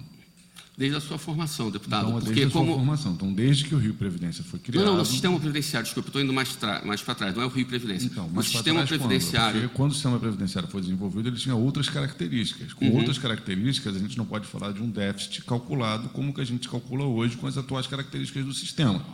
Sim. Então, é importante a gente ter um cuidado com a precisão conceitual, porque essa imprecisão é que nos leva a ir fazendo interpretações que vão cada vez mais deslocando a responsabilidade para cima dos servidores. Não é isso. Quando o servidor público começou a existir no Estado, já houvesse a previsão de contribuição e essa previsão tivesse formado uma poupança, a caracterização do sistema previdenciário seria outra. Mas lá atrás, quando foi criado, isso não existia. A partir do momento que isso foi sendo modificado, você foi criando outros parâmetros, e não é à toa que o Estado é responsável, em última instância, por garantir o pagamento dos aposentados. Verdade. Então, quando a gente trabalha com essas categorias de sempre, sempre foi isso e aquilo, a gente vai para um caminho de imprecisão conceitual que acaba legitimando novas interpretações que parece que querem ver os aposentados na miséria como maneira de gerar uma felicidade do Estado que a gente sabe que é ilusória, que não é assim, que existem aposentados justamente porque existem serviços públicos. Se não existissem serviços públicos, não existiriam servidores. E os serviços públicos são fundamentais para a manutenção dos direitos, justamente que a população tanto almeja, como saúde, educação, etc. Então, só essa observação, porque desde que a gente começou a se debruçar nesse trabalho previdenciário, a gente viu que, às vezes, alguns detalhes conceituais não são detalhes, né? Nos levam alguns erros de interpretação que são perigosos. Perfeito, deputado. Agora, hoje, né, nós temos um déficit atuarial, a despeito de hoje o servidor está contribuindo com 14% de contribuição individual, o déficit está colocado, são 250 bilhões de reais, que é, né, 4 vezes o orçamento anual do Estado. É muito dinheiro que os governos futuros vão ter que financiar, né, porque ele não vai embora. Né? Bom, eu quero só trazer uma última questão aqui, para mim a gente está chegando já às conclusões, que diz respeito, quero entender melhor só essa questão da operação de 2018 que o senhor esteve à frente e que para mim era o ponto central aqui desse encontro de hoje. Por exemplo, analisando as condições do momento onde foi colocada ali aquela operação, a gente vê que a taxa Selic tinha se reduzido, né? Então, as condições para uma operação no mercado interno eram mais favoráveis, não obstante, obviamente, a situação financeira que o Estado do Rio de Janeiro enfrentava de dificuldade. Por outro lado, as condições internacionais atreladas a esse contrato eram mais difíceis porque o Estado já tinha sido punido pelo default 2014, 2015, já tinha elevado os juros.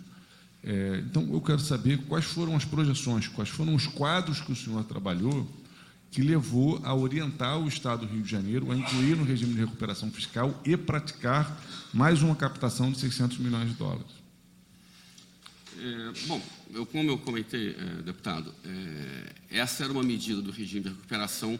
E o que significa isso? Na realidade, era apenas um ponto de receita, como tantos outros que o regime de recuperação tem, e que, caso não desse certo, o regime não ficaria de pé.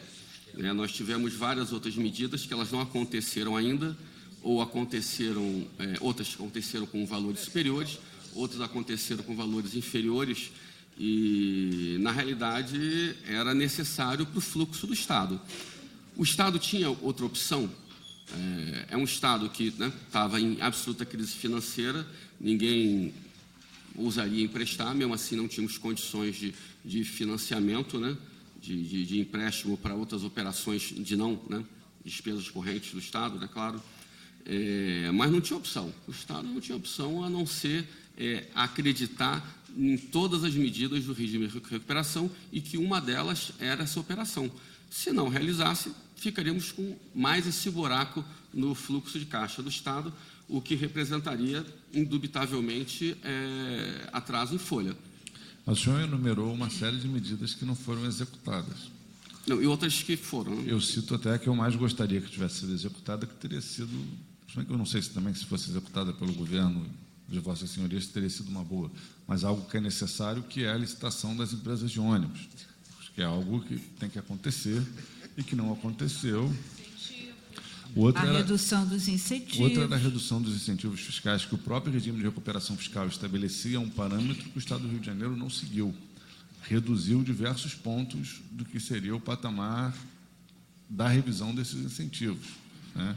A aceleração da cobrança da dívida ativa, uma série de questões que estavam na agenda que o governo não se dedicou, ou pelo menos não se dedicou a contento, e, por outro lado, mais uma vez, seguiu esse caminho da captação de recursos em Delaware, que tem condições contratuais, inclusive, não sei se o senhor tem consciência disso, mas a atual gestão do Rio Previdência disse aqui nessa CPI, já confirmou em outras reuniões, que tinha o objetivo de encerrar esse contrato e não consegue sequer antecipar o pagamento, porque para antecipar tem que pagar um bônus que faz com que saia mais caro do que você pagar parceladamente.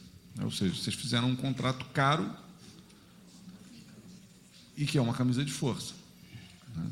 Presidente, deputado Leomar. é que nós fazemos parte também da CPI da crise fiscal.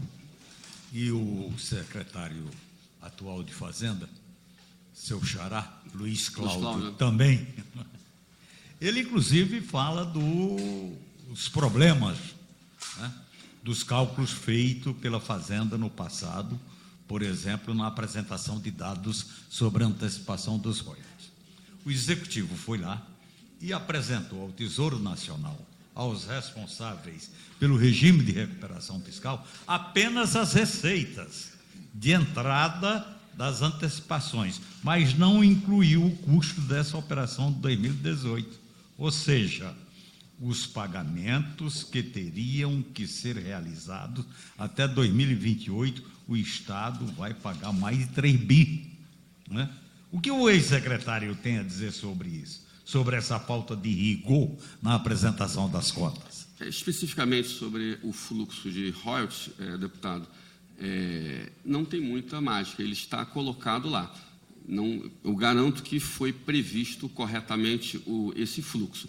O que pode estar havendo, o que tem que precisar prestar atenção é ir lá na original da nota técnica que originou, porque cada linha do regime de recuperação fiscal, seja de receita, seja de despesa, de medida de receita ou de medida de despesa, ela tem uma nota técnica que embasa. Tá? O que precisamos nos prestar atenção é exatamente qual o barril que foi utilizado, qual o dólar que foi utilizado. Agora, com certeza não se criou números. Tá? O que a gente está falando também é de projeções que foram criadas quando o regime foi assinado em setembro de 2017, se não me engano.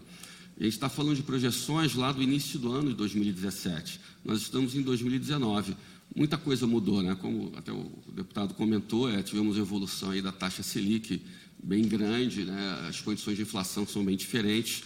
O petróleo está se performando muito bem. Esse ano serão pagos aí cerca de 16 bilhões de reais. E na realidade, é uma questão de projeção. Tá? O regime de recuperação ele tem que ser revisto todo o ano. É um programa de 6 anos, com medidas de receita e medidas de contenção de despesa, que elas dependem de outros, de operações complexas, como, por exemplo, a operação que não aconteceu, né, das linhas municipais, que depende de outros, não é da Secretaria de Fazenda. Tá? Na época, a Secretaria de Transporte teve até uma liminar da FETransport, não me lembro exatamente, deputado, mas o mundo real ele tem complexidades, né, e não aconteceu essa medida, como deveria acontecer. Tá? Então, é para isso que ele precisa ser revisto. As condições macroeconômicas evoluíram, eventualmente a projeção de receita tributária para frente ela melhorou.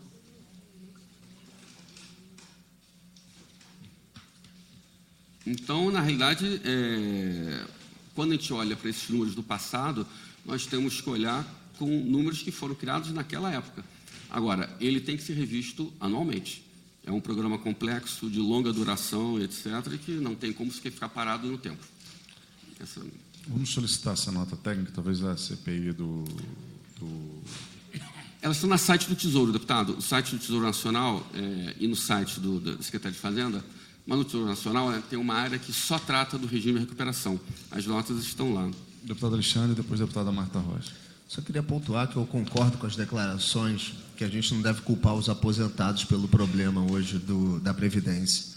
Assim como também a gente não deve culpar quem paga 32% de ICMS na conta de luz, ou então que vê a sua cesta básica, às vezes tributada de forma exagerada para poder pagar uma conta que também não lhe pertence. Porque quem é apenas contribuinte de imposto, ele não está dentro desse sistema previdenciário, essa conta não deveria ser passada para ele. E tem aí gerações que não vão enxergar a riqueza dos royalties, que poderia ser revertida em serviços públicos, e, na verdade, não são, vão só para pagar aposentado. Então, acho que uma solução mais honesta seria a gente se debruçar sobre uma reforma da Previdência que, por exemplo, trazer uma igualdade entre homens e mulheres, entre professores, policiais, que ao invés de se beneficiar de um sistema desigual, eles se aposentassem igual a um pedreiro, uma empregada doméstica, mas que o plano de carreira contemplasse a diferenciação de sua categoria. Por exemplo, para que policiais não vão com 55 anos de idade para o meio da rua trocar tiro, mas que eles também não se aposentem com 55 anos de idade, porque no final das contas você não vai ter dinheiro para pagar esses aposentados. Só deixar essa pontuação porque eu acho relevante. E principalmente tributar, por exemplo, quem recebe uma aposentadoria de R$20 mil e que a gente sequer tem acesso, como é o caso do Ministério Público e do Judiciário, que a gente não consegue saber quanto que eles ganham. Acho que a gente já começou a discutir uma das propostas aqui da nossa CPI. Acho que tem que ser uma emenda constitucional. Conversamos isso com o deputado Anderson, que já tentou incluir isso na lei orçamentária anual. Tem que ser uma emenda constitucional para que essa folha tenha transparência de todos os poderes, para que a gente possa averiguar os eventuais desvios. Deputada Marta Rocha. Queria fazer só 2 destaques. O primeiro, que veio da parte, de uma das falas do doutor Ari, que é a questão da composição igualitária do Conselho de Administração do Rio Previdência. Acho que isso vai merecer da nossa parte não apenas uma recomendação, não quero fazer nenhuma análise jurídica nesse momento, mas talvez se tivéssemos uma outra ferramenta que fosse impositiva, seria melhor do que tão somente uma recomendação. E o outro destaque que eu gostaria de fazer é que eu tenho observado ao longo das audiências dessa CPI que muitas das vezes nós temos dificuldade de conseguir concretizar aquilo que foi decidido, porque não há, o que eu vou chamar aqui, talvez inadequadamente, um dossiê dessas decisões. Então, a gente, ainda agora o doutor Luiz Cláudio colocou isso, se vai a reuniões que fazem parte do dia a dia das tarefas desenvolvidas pelos secretários, pelos subsecretários, pelos presidentes de instituição, e a gente não tem um dossiê disso. Então, se a gente também pudesse, então, tudo assim, mas conversou isso, conversou aquilo, eu posso pensar, deve ter uma nota técnica. Eu não estou fazendo aqui qualquer juízo de valor que tenha enxergando qualquer tipo de ilegalidade. Eu estou querendo buscar a melhor prática para que esses atos possam ganhar, serem perpetuados no tempo. Então, também sugeri aqui que a CPI se debruçasse nesse sentido, né, de ter alguma indicação que fosse de caráter administrativo, que a qualquer tempo, a qualquer hora, houvesse, né, não só a explicação daquela decisão, né, mas que essa explicação pudesse ser utilizada num momento posterior à sua decisão. Obrigada. A Petrobras, acho que filma todas as reuniões de conselho, se não me engano. Isso é excelente. As reuniões de conselho, a gente até tem as atas, a gente já fez a leitura de boa parte delas, o problema é que as decisões extrapolam as reuniões de conselho, e a gente chegou a ter a situação onde o procurador disse que emitiu um parecer oral do presidente do Rio Previdência. O que, obviamente, mesmo com a fragilidade atual, né, é absolutamente insustentável, mas tem um conjunto de situações que a gente tem se deparado com isso, que a gente tem que buscar cercá-las legalmente para que isso não buscando trazer para o nosso dia a dia. Inúmeras vezes nós damos pareceres orais em plenário, e todos esses pareceres são da responsabilidade de quem deu o parecer oral de escrever para ficar arquivado. Então, o que eu vejo é essa carência de informações que nos levem para fazer até uma boa avaliação, né? Nessa discussão que a gente teve aqui sobre a Fazenda Nacional, né? A gente houve várias reuniões, mas não tem aí a concretude dessas decisões, em última análise. Quem participa de uma reunião no Ministério Público, por exemplo, sabe que ao final dessa reunião é feita uma ata, e essa ata assinada por todos os membros, né? Mesmo que seja uma reunião inconclusiva. Acho que a gente tem que pensar os mecanismos para que a gestão pública, né, tenha, né, um mecanismo mais seguros, né, de dar tratamento às suas decisões, né? Memória. A gente já conseguiu algum e-mail dessas negociações? Os e-mails a gente não recebeu. Bom, mais alguém quer fazer uso da palavra? Então, não havendo mais quem queira discutir, por favor, é uma audiência pública, a gente abre para a participação aqui do público. Peço, por favor, que alguém leve o microfone aqui, que atualmente está...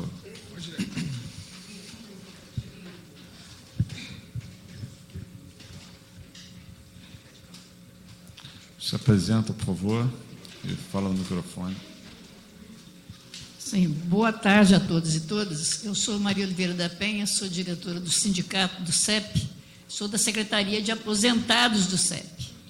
Eu encaminhei ao Fundo Rio Previdência, solicitando várias coisas, 7, um rol, esqueci de trazer hoje. Principalmente o Conselho de Administração, já que nós somos os mais penalizados e não é os professores, os profissionais da educação que ganham salário alto. Nosso salário não passa de R$5.000, aquele que ganha muito. Tá? Quem tem 2 matrículas e faz dobra, passa disso, mas é muito pouco. E os profissionais da educação, no qual a gente representa, o sindicato, a maioria de nós estão morrendo de fome, porque o salário não dá para comprar o remédio, a alimentação e tal. Tem município aí que já está no 8º mês sem salário para os aposentados. E aí, quando vem a eleição aí, tem um monte de candidatos. Lá no meu município estão 10 candidatos a prefeito. Sabe a situação que está o país, sabe a situação que está o Estado. Como é que vai lá, então, agora vem jogar a culpa nos aposentados? Eu acho isso aí terrível. Gostei muito da fala da Marta. Parabéns. É isso mesmo. E eu acho que nós, trabalhadores da educação, que trabalhamos 40 anos, eu contribuí durante esse tempo todo. Para onde foi essa contribuição? Eu paguei durante 40 anos para muitos que estavam aposentados na época. E agora? Se não aplicaram bem o fundo, é um problema. Porque há um tempinho atrás o CEP pagou Ivo, um atuário, um dos melhores do Brasil, para fazer o cálculo atuarial do Rio Previdência. E ele não achou déficit, não. Do Prev Rio também não achou déficit, não. Isso foi em 2006, 2007.